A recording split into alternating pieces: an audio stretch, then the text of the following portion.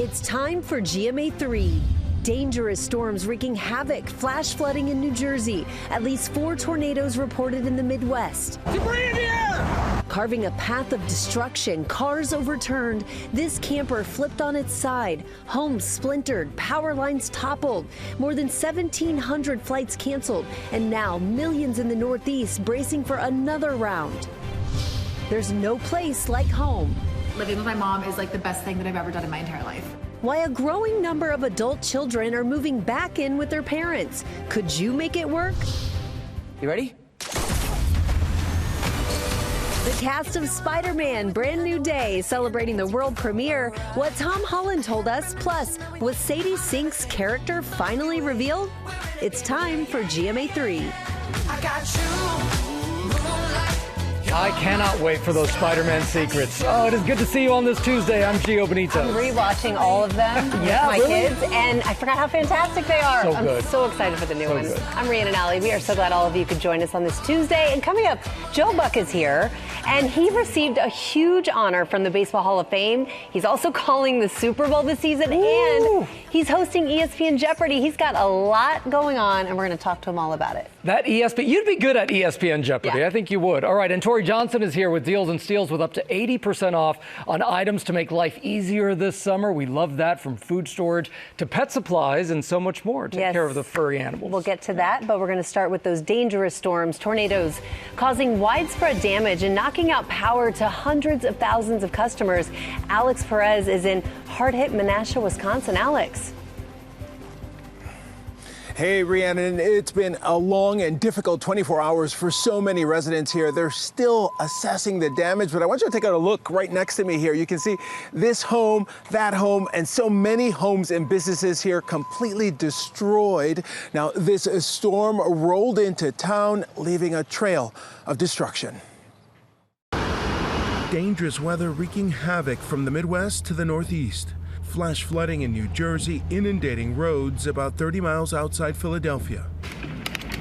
Residents across the Midwest picking up the pieces after severe storms carved a path of destruction. The National Weather Service estimating it was an EF2 packing winds of at least 111 miles per hour, toppling power lines. The city of Menasha, Wisconsin, taking a direct hit, prompting the mayor to declare a local state of disaster.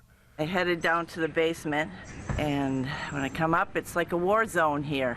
The view from above shows roofs ripped from homes and businesses destroyed, including this bakery.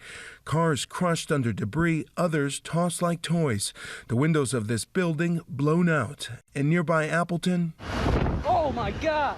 debris sent flying as a tornado moved through. Debris in the air! AccuWeather storm chasers tracking the destruction on the highway. There's massive debris flying in the road. Cars mangled in sheet metal. I hope they're okay. This camper flipped on its side. The storm exploding transformers. Oh, that is good. Down power lines, leaving more than 500,000 without power across the region Monday as the storms rolled through.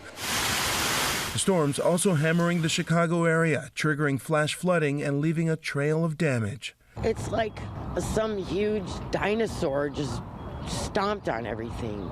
Buildings ripped open, debris scattered across streets.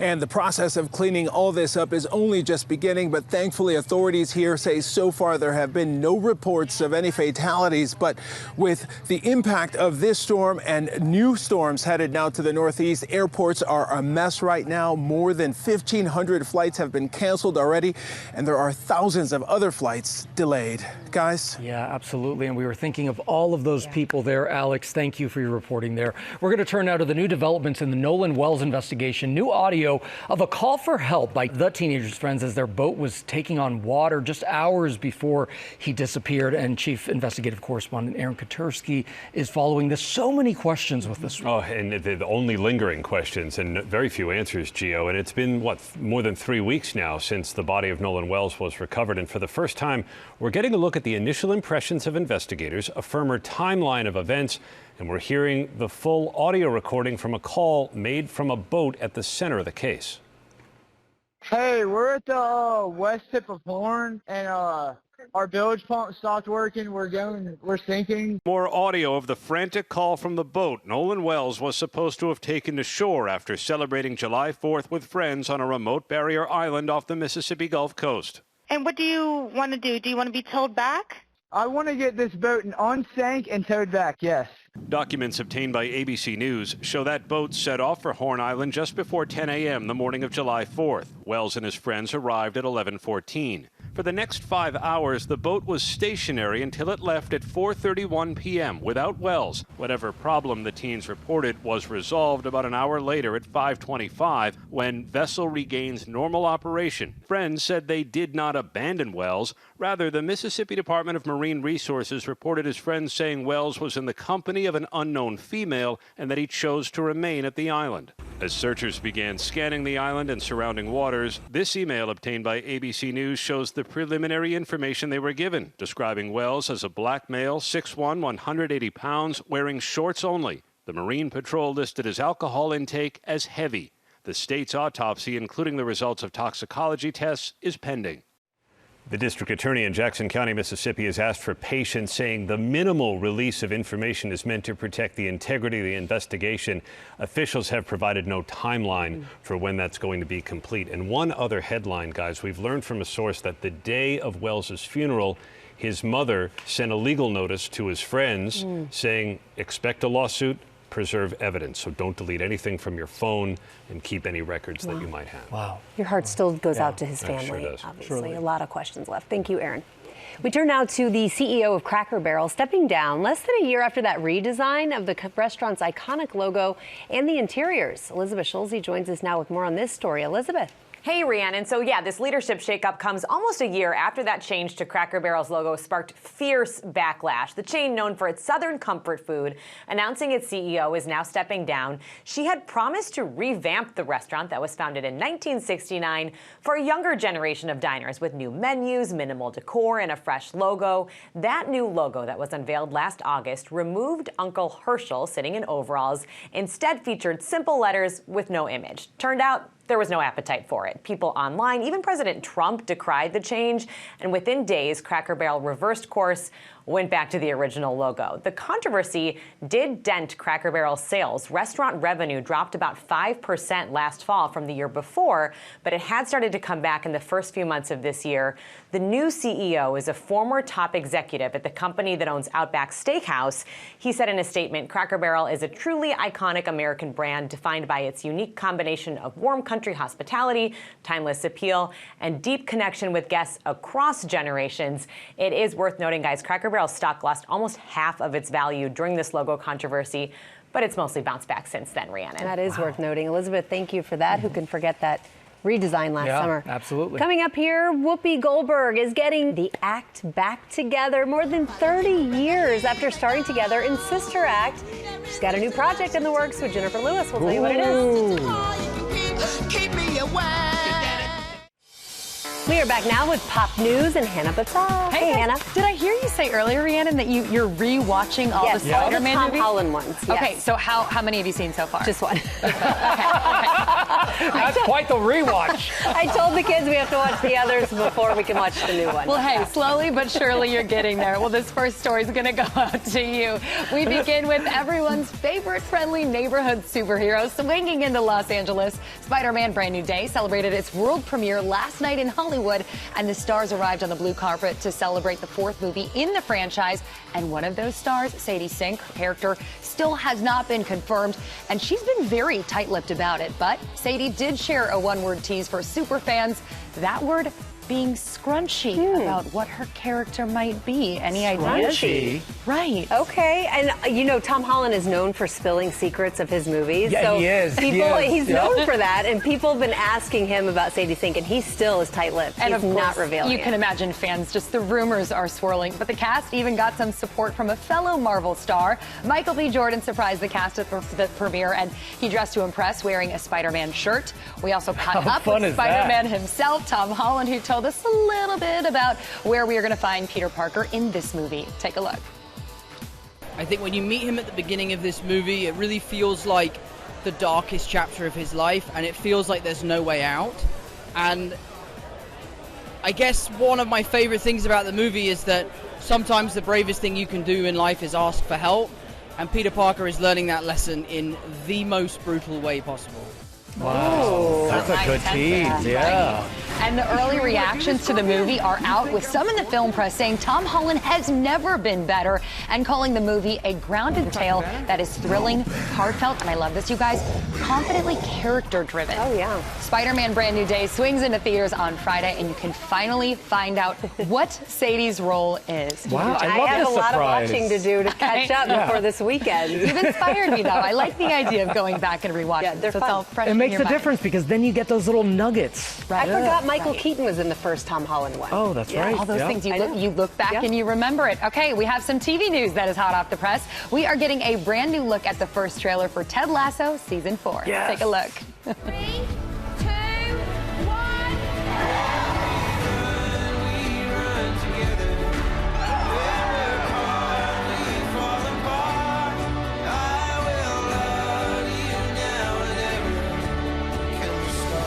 But football is life? No, life is so much more than football. Not as catchy, but true. The new season, starring and executive produced by Jason Sudeikis, reunites Emmy Award winners Hannah Waddingham and Brett Goldstein, Juno Temple, and many others. Ted Lasso Season 4 kicks off Wednesday, August 5th. Perfect timing for anyone having World Cup withdrawals. This will fulfill your soccer love right there. And finally, our friend Whoopi Goldberg has a new movie in the works called Women Like Us, and she is teaming up with quite the group, reuniting with her Sister Act co-star, the very funny Jennifer Lewis, Vanessa Williams, and Vivica A. Fox. The project is being co-produced by the Obamas and their Higher Ground production company, and it'll follow a widowed woman who is dragged to the Hamptons by her lifelong best friends and sister on what should have been her 30th wedding anniversary. Women Like Us is slated to begin production this fall here in New York. Okay, that looks fantastic. What a cast. Cannot wait. Thank you, Love Hannah. Whoopi. Thanks, guys. Coming up, Dory is here with deals and steals you don't want to miss.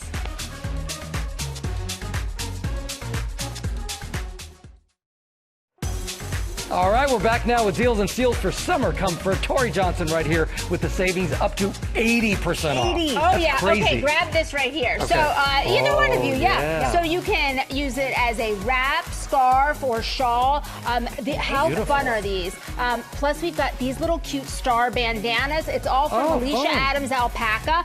Look at how soft. This so you get to fabric. add style without the bulk. It's a baby alpaca with silk, a blend that is just, it's so soft, it's so luxurious, it looks gorgeous, like works with what you've got on. You're good to go. You're making me ready for fall. There you go. I like it. All of it's up to 80% off on this one, plus free shipping. All right, we love Color Wow because a lot it's of people all love about Color Wow. bringing that wow factor and solving common hair problems. That right there is one of their newest products. It's a dry shampoo that's going to take away the oil, but doesn't leave any residue, clumps, any of that.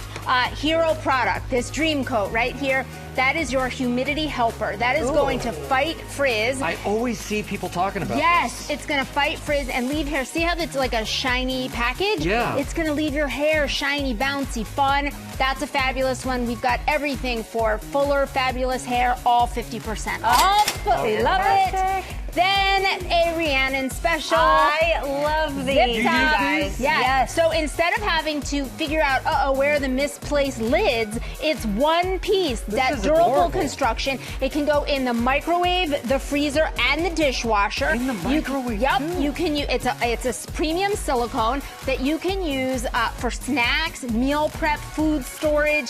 It just looks fabulous. And that works seal easily. is really good. And the It's really seal good and is it's easy to do. Exactly. And Love it. every set is 50% My off. kids love using these for snacks. All right, we got a little fitness stuff for you. So when you're on the go, you want to do He some doesn't need curls any fitness with your stuff. with your Good enough. hands. I figured you'd want to show off some Oh, curls. okay. Show us how it's one done. of their best sellers, though, are these acupressure mats. Oh, yeah. There you go. Come on. There you go.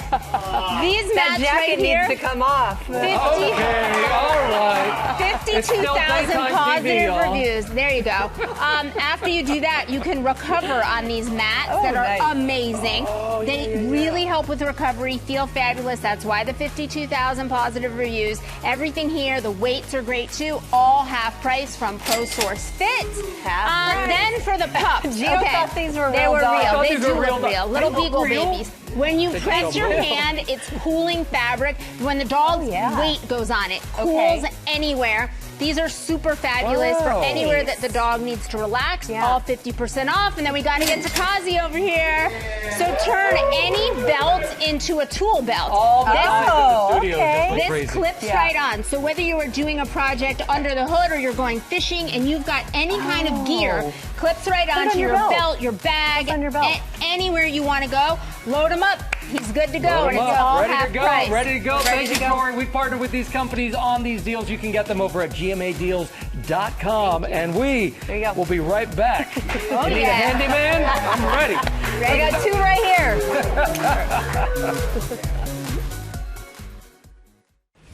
All right, welcome back to GMA3. Let's get right over to James Longman now with the latest headlines you need to know. Hey, James.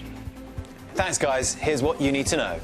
In Japan, a powerful earthquake has triggered a tsunami advisory. The 7.1 magnitude quake struck off the coast of southern Japan around 4:30 in the afternoon. Authorities issued a tsunami advisory for parts of the coast, but there are no immediate reports of major damage or injuries. Pharmaceutical giant Johnson & Johnson is offering to pay $5.5 billion to settle tens of thousands of lawsuits which claim its talc-based baby powder caused ovarian cancer. The proposed deal would resolve about 76,000 claims, but it will only move forward if at least 95% of the remaining plaintiffs agree to the settlement. Johnson & Johnson denies its talc products are unsafe and says they do not cause cancer, but the company says the agreement would finally put years of litigation behind it. Fried chicken history is being put up for auction today, and KFC's secret blend of 11 herbs and spices may soon go to the highest bidder. Artifacts that once belonged to Colonel Harlan David Sanders are now on the auction block, but the real prize is a daily planner from 1964, which, we're told, could contain that secret recipe. And that's what you need to know. Back to you guys. Oh, I want that planner. That looks good. Thank you, James. You can catch What You Need to Know with 2 episodes dropping daily over on Disney+. Yeah, now we take a look at the Karen Reed case. She's a free woman acquitted in a high-profile trial with lots of twists and turns. There's a new book out. It's called Blizzard of Lies from best-selling author and journalist Dave Wedge, and it dives deep into the case. Let's talk about the trial of Karen Reed. The case captivated the country. Is she being framed in an elaborate cover-up involving corrupt cops? A woman accused of running down her boyfriend in a fit of rage. Karen Reed is the subject of a new book, Blizzard of Lies. I interviewed more than 50 people for this book. I spent some time with the O'Keefe family. I have met with Karen Reed. I've talked to her attorneys and prosecutors and people that have followed the case. Best-selling author and journalist Dave Wedge says he knew from the beginning that this case had many layers. And when this case first started in 2022, my phone started ringing pretty quickly from different people. And they said, look, there's more than meets the eye here. This is more than just an accident. Reed was charged with murdering her then-boyfriend, Boston cop John O'Keefe, with her Lexus SUV, leaving him to die in the cold outside this home in Canton, Massachusetts, after a night of partying. She was later acquitted. She repeated, I hit him. I hit him. At least 2 people testified they heard Reed say the words, I hit him, after his body was found. But the police report never mentioned those words. The controversy really stems from those words, I hit him, are not in the initial police officer's reports. So the question is, what exactly did she say? Reed has always maintained her innocence. She fought back in court, claiming she was framed by a group of law enforcement officers for O'Keefe's death. The first trial ended in a mistrial. And then, last summer, defendant not guilty or guilty. A Massachusetts jury found Reed not guilty. I could not be standing here without these amazing supporters. Wedge maintains the couple had a fiery relationship and that O'Keefe had talked about ending the relationship. They weren't really getting along great. And John O'Keefe wasn't really happy in the relationship. There was an incident when they were down on Cape Cod and they had a pretty bad fight. And they had to be separated at one point because they were both so heated. Wedge says he hopes his book will shed new information on O'Keefe's life, a 16-year veteran of the Boston PD, raising his young niece and nephew after the death of his sister. This has really become the Karen Reed case when it should be the John O'Keefe case. Behind it all is this, really from all my research, a real saint of a guy, John O'Keefe, who lost his life, and his family is still searching for justice. Wow. And Reed's legal battles are far from over. There are a number of civil proceedings surrounding this case that are still ongoing. And Wedge says for the O'Keefe family, this is like a wound that just keeps being reopened over and over again. But that new book, Blizzard of Lies, is out now. I mean, that's absolutely shocking. Yeah. All right. Thank you, Rhiannon. So now to the growing trend of adult children who are going back home. Sometimes it just takes, it makes financial sense, really, for a lot of people and everyone involved, with children saving and parents getting help with chores and so much more. Rebecca Jarvis has a closer look now at the story that we first saw in the Wall Street Journal. Living with my mom is like the best thing that I've ever done in my entire life. After going through a breakup and what she called a quarter-life crisis, Samantha Stobo was ready to leave New York City and figure out her next step. My mom actually pitched the idea. She had recently moved to Miami. She pitched the idea of me coming and moving in with her temporarily while I figured out where I wanted to live, what I wanted to do for work. And then it kind of just spiraled and snowballed into 4 years later, and I still live with her. The duo agreed on a set amount of rent Samantha pays and the living situation, which she chronicles on TikTok for her over 20,000 followers, and says it's made them closer than ever.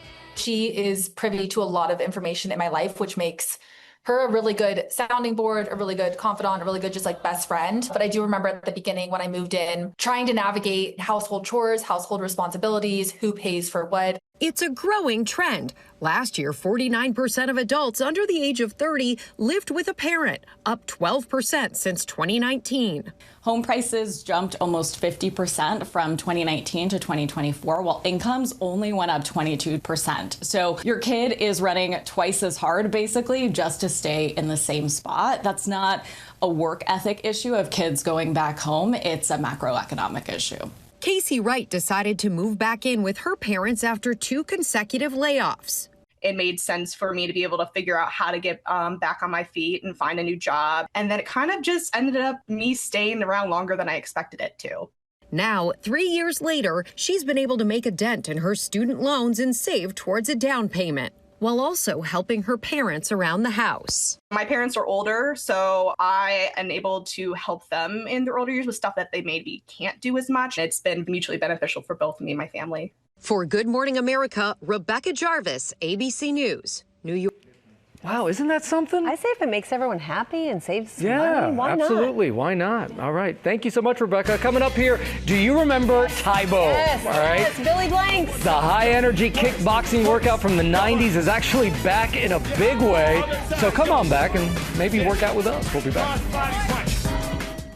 All right, we're back, and you know what else is back? Tae Bo. It's one of the hottest workout crazes of the 90s, and it's finding a whole new generation of fans thanks to social media, of course, and Hannah Battah is back with more on this. Hey, Hannah. Hey, Gio. I couldn't be happier that this is back. This is so much fun. The high-energy workout that had millions stepping and punching to fast-paced music decades ago has found its way to a whole new audience. We spoke with the man who first brought the wildly popular workout into our homes and is now helping to bring it into the future. If we've learned anything this year, John, I want to introduce you to Carolyn Bissett. It's that we're clearly not over the 90s. I wanna be down with you. So it should come as no surprise that everything old is new again. For TikTokers who have discovered a cult favorite workout of the 90s. And I literally do it right there in front of my TV. Victoria Morano just started doing Tae Bo, the martial arts cardio workout that exploded in popularity when it went to home video. All of that happened before she even took her first steps. Were people just built different back then? Why was no one drinking water? Because literally in the workout, they were just going, no breaks. No water. I'm like, hello, what's going on? Morano is one of several 20-somethings who have joined in on this resurgence. Videos like one shared by Elizabeth Hope on TikTok have racked up millions of views and hundreds of comments. The amount of people I got that said, oh my God, I've been doing them with my mom. I've been doing them in school when I was a kid. I forgot about these. Where can I find these? Like, everyone's like so amped that they're back. And it's safe to say that no one is more amped than... Hi, I'm Billy Blanks. My daughter, one day, she came to me and said, hey, Dad, I think you should do a 1-minute workout on TikTok. I go, what? I said, you think people really work out in 1 minute? She said, yes, Dad, if you do a good workout, people will do it. So I did it, and it went crazy, right? Your daughter was onto something. Yeah, she is. Billy Blanks has gotten so much new interest in the workout that now, at 70 years young, he just recorded an introductory course for all the newcomers. All I want to do is show people that it doesn't matter how long the workout is, what you put into the workout is what you get out of it. And pretty soon, he'll have some new help from this newer generation. I'm going to be able to get certified soon, so that's going to be really fun. Wait, certified for... Tae Bo. Wait, you're going to be a certified Tae Bo instructor? Yeah, that's the goal. That's the goal. And if you want to join in, Billy Blanks still shares his regular Tae Bo videos and conducts live workouts.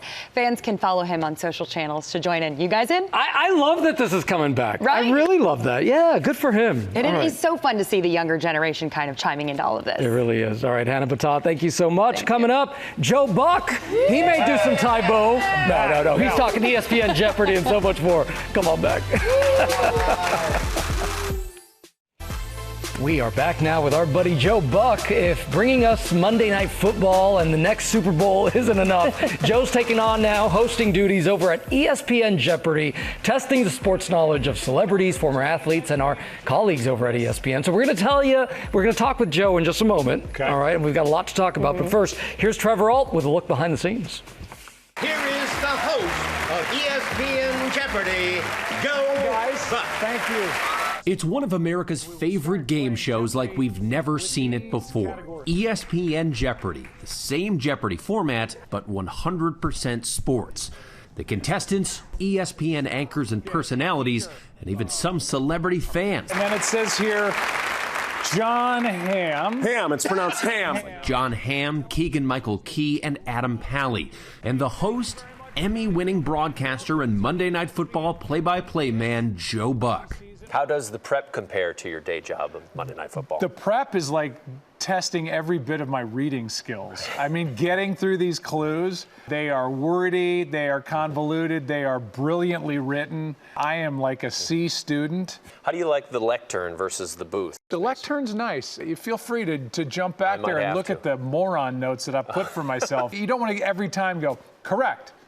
Correct. Right. How many options do you think you have on it? I think I've got about 6 options on there, and yet I still say correct.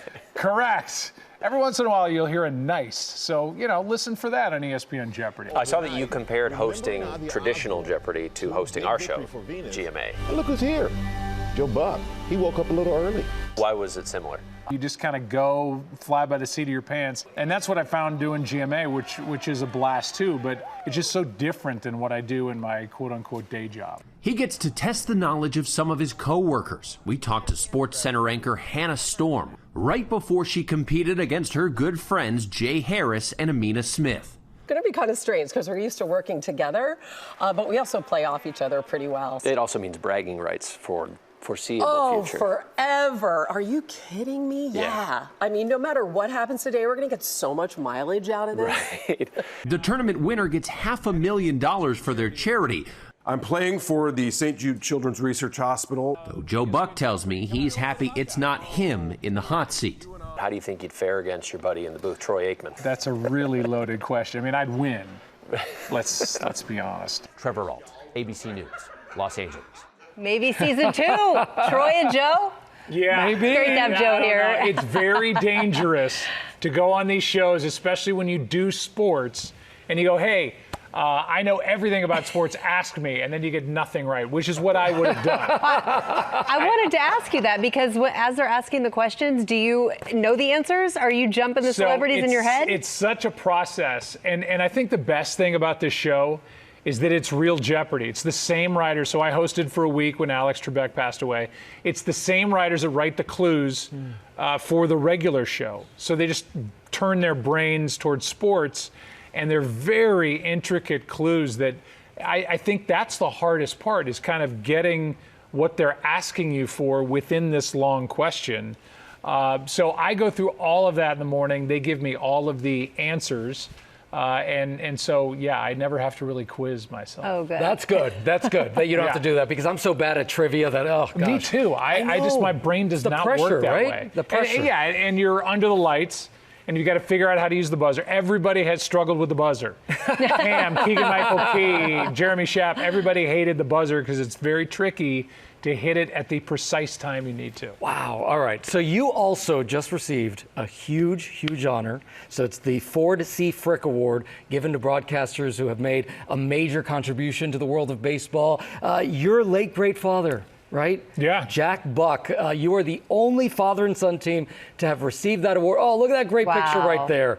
What was that moment on stage for you? I imagine it must have been so personal. I felt like I was 18 again, because that's how old I was when he got it back in 1987. So 39 years later, the same two people I was sitting with, my mom and my sister, were sitting in the audience this past Saturday. And there's my daughters there in the middle, one of my little boys, my sister down there, my mom. It was, Cooperstown is so special. It's like it's stuck in time in the best possible way. And it's magical. So for us as a family to have experienced that as a kid, and then to go there and get this same award my dad got and have my kids there, it was pretty surreal. Just a few tears, right? Yeah. Just a few. I did tear up. They ran a little taped piece before, and it was my dad and me kind of juxtaposed, and it got me. I had to stop watching it because I didn't want to walk up there crying. Yeah. And during your speech, you actually talked about what it's like to face fans as an announcer. We're going to show a clip. Okay.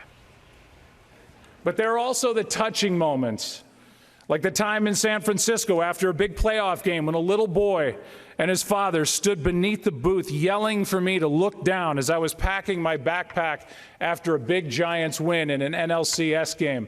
Of course, I made that little boy's day as I looked over the edge of the booth at he and his father simply giving me the finger. I wasn't expecting that ending. I so wish that was not true. But yeah, I've been flipped off in every stadium across the country. Really? Yeah, when you show up as the national guy, people hear baseball all year long with their home announcers on TV. So we're happy when our team hits a home run, and we're kind of dejected when the other team hits a home run. Then I show up and it's the World Series, and I'm happy for both sides. That means I'm happy when a team just hit a home run against your team. And people hear it and they're like, I hate this guy. He hates my team. But you just can't win that game. You can't win it. You got to laugh at it a little bit. But you're going to win with Super Bowl, right? Oh, you're yeah, going to do the Super Bowl 61. Right here on ABC. Right here on ABC. I can't wait. I mean, it's Troy and me. It's our 7th one, but it's monumental for this company.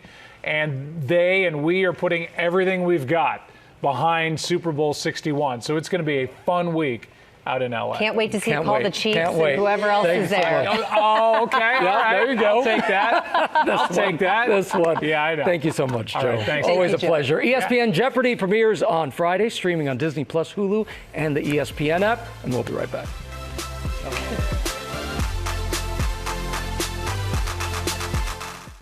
All right, that was a fun show. Thank you so much for watching. Yes, have a great day, everyone. We will be back tomorrow. See you then. See ya.